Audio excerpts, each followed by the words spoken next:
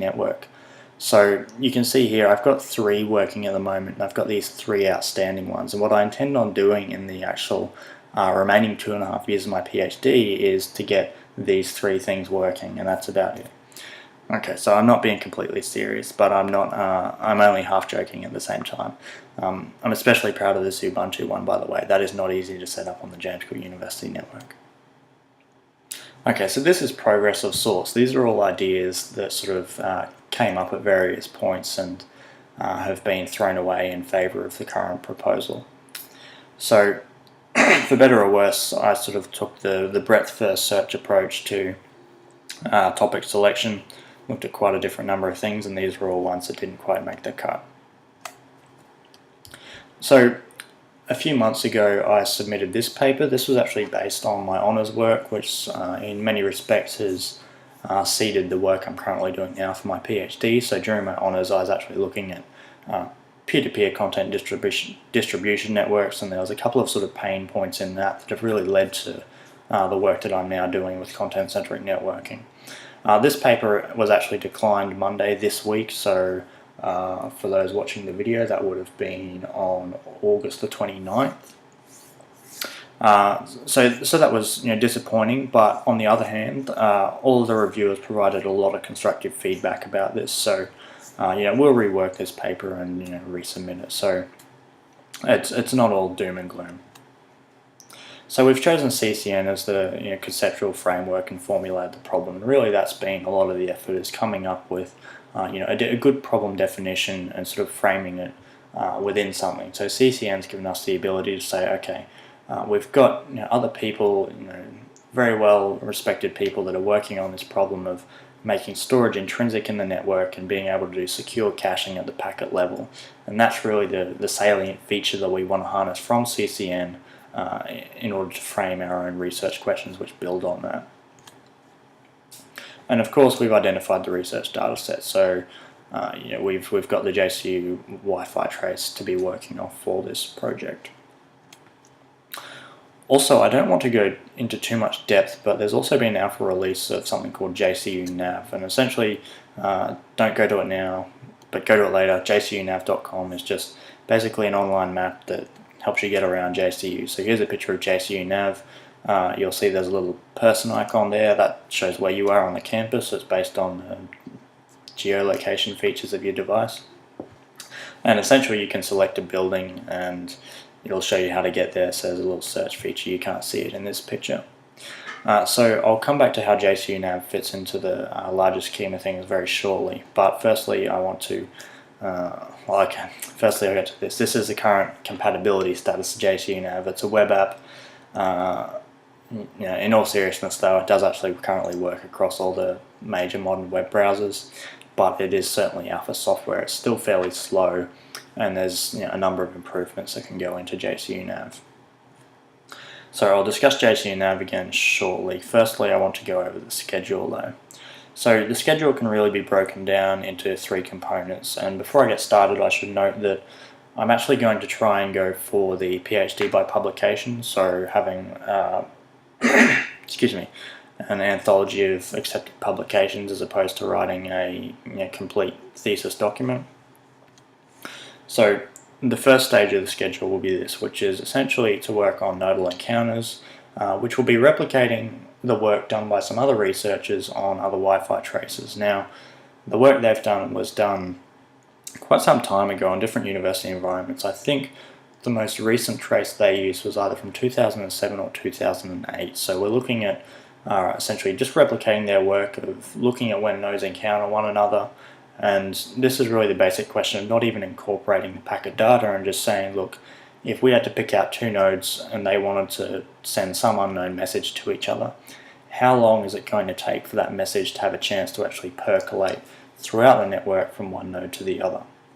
So we're looking to sort of replicate that idea on the JCU Wi-Fi trace. Now again, this is sort of speculative, and exactly what happens is going to be determined based on the analysis, but we're thinking there'll probably be an opportunity for one publication somewhere in this.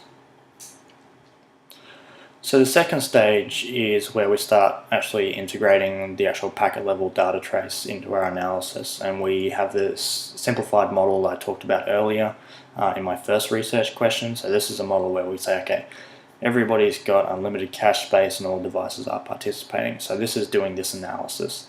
Now this is actually broken into two components. The first component just considers the things we all think of as devices, so phones, tablets and the likes, as being the devices which are capable of sharing data. The second stage is to actually then add in wireless access points and consider what if we were to treat wireless access points excuse me, as being essentially like a wireless mobile device. Now of course the access points don't move around, so they're not really mobile, but what if we were to assume that all data that passes through a Wi-Fi access point was actually cached there and could be shared with any device that encounters or comes into contact with that Wi-Fi access point. So again, it's of course speculative and based on the results of the analysis really, but we think there'll probably be the opportunity for probably at least 2 papers out of this second stage. And the third and final stage is this. This is where we actually constrain down the model based on limiting the cache size and also limiting the device participation rate. So this is corresponding to the third research question from before. Likewise, we think that by the end of this, there'll probably be a chance for 1 publication, maybe 2 publications out of this. And then finally there's going to be the wrap-up. So this will just essentially be the point in time where it's gluing together all the different papers into an anthology of papers and putting together the things which join them into some kind of logical, cohesive whole. And that sort of wraps up the PhD. So February 2014, if everything goes to plan, February 2014 will probably look something like this. Now, if everything doesn't go to plan, then February 2014 will probably look something like this. So whether it's a celebration or a mourning, either way. So just briefly, I just want to look at the someday maybes, or the things that we might get to look into if everything else goes well, or if it doesn't take as long as we have currently scheduled for it to take. And these are just a few things I just want to note off the top of my head is we might want to look to use JCU-Nav as actually a means of instrumenting some limited number of devices to gather a little bit more data about what else happens on these devices that we're not able to pick up. So, for example, say JCU-Nav was turned into an Android or iOS app.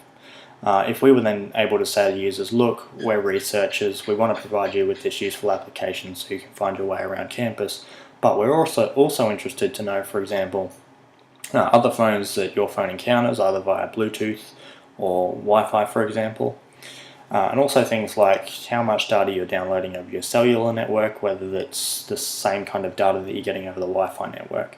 And if we can get some of this data, then we can start to get insight into how accurate our Wi-Fi only analysis really is, and whether it does incorporate as much information as it needs to really provide an accurate model.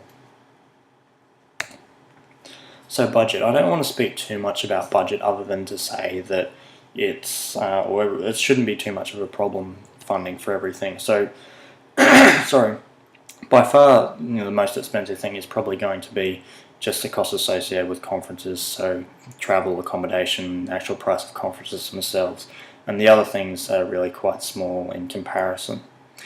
So there's 3 current funding sources available to me at the moment. So there's the standard $1,500 per year that JCU gives to PhD students. There's also a allowance in a Australian Postgraduate Award Scholarship I'm on for thesis printing, and I'm also on a CSIRO top-up scholarship, so that may or that'll cover some costs associated with travel to visit my CSIRO supervisor Raja in Brisbane at the ICT centre there, and maybe have some contributions to conferences at some point. That's uncertain yet, but they're the 3 current funding sources. Now, that alone covers the vast majority of these costs, but of course I'll be applying for competitive scholarships or sponsorships for things like conferences, also for any international conferences as well. I'd be applying by scholarships and sponsorships for those. So risks. I'd actually say this project is actually fairly low risk. And probably the biggest risk is, I get hit by a bus and die, for example, and that would, certainly postpone my thesis indefinitely. But there's not really any, huge risks to this project that I can see, at least.